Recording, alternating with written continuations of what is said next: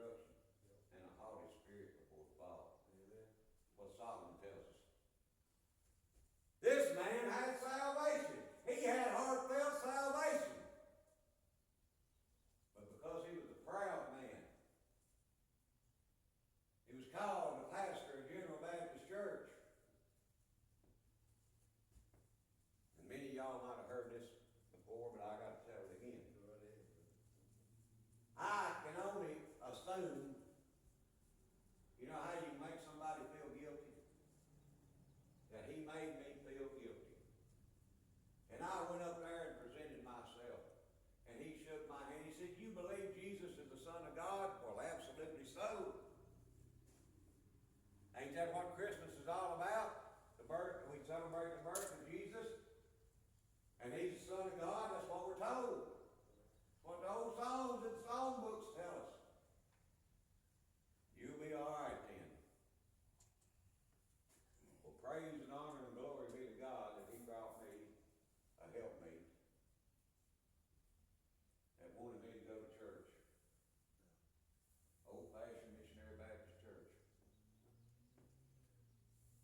I didn't want to go, I'll be honest. But I went. Second time I went, we was back about halfway down on the left side of it. On that side of the church. Left, right, depending on which way you're facing. It's kind of like the back door, the front door, we don't know. But we was back there, and I wasn't paying two licks of attention to what the preacher was saying. I was thinking about what we was going to do after church. We was planning on going to get us a bite to eat and, I don't know, maybe shopping or whatever. And they gave the altar call.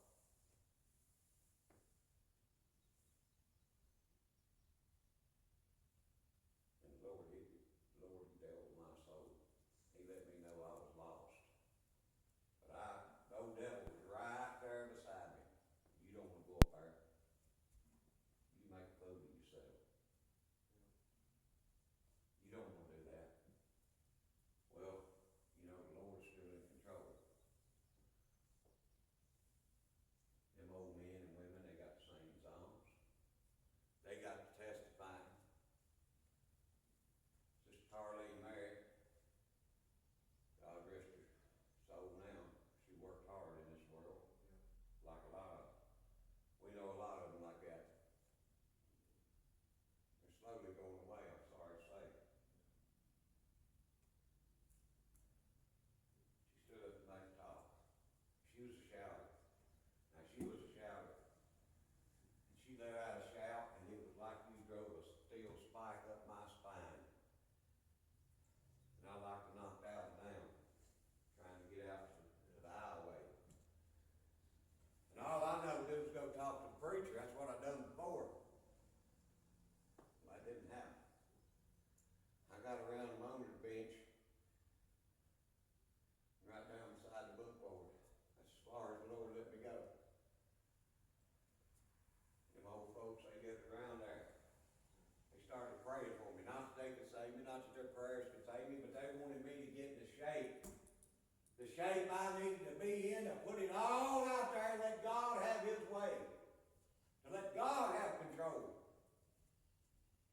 And I don't know how long it was, but it happened. There was a moment in time I don't remember.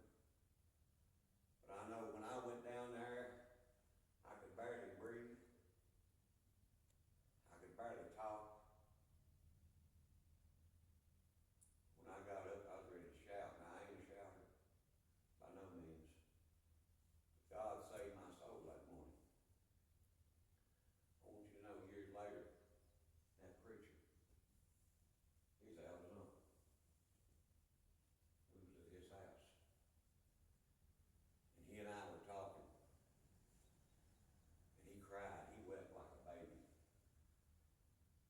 said, "I'm afraid when I die, because I got blood on my hands." He knew.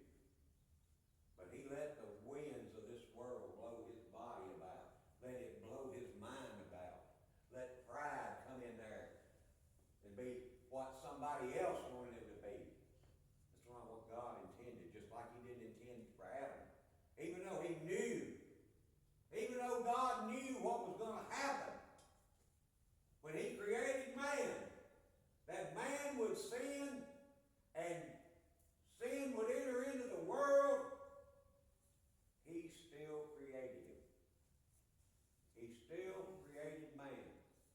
But he made him a twofold being, just like we are. He gave him a body out of the dust of the earth that can be blown about.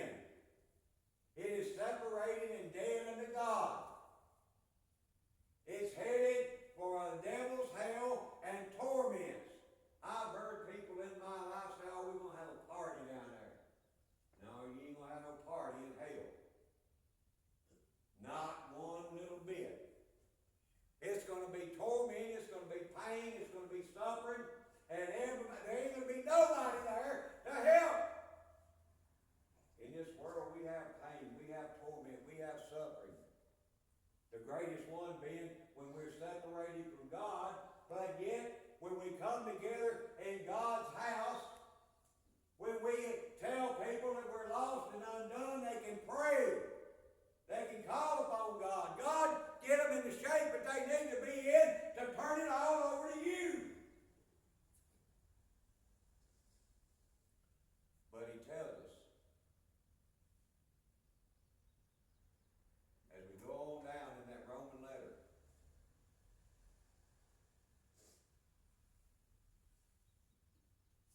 for until the law, sin was in the world, but sin is not imputed when there is no law. If there's not a law against doing something, it's not imputed. But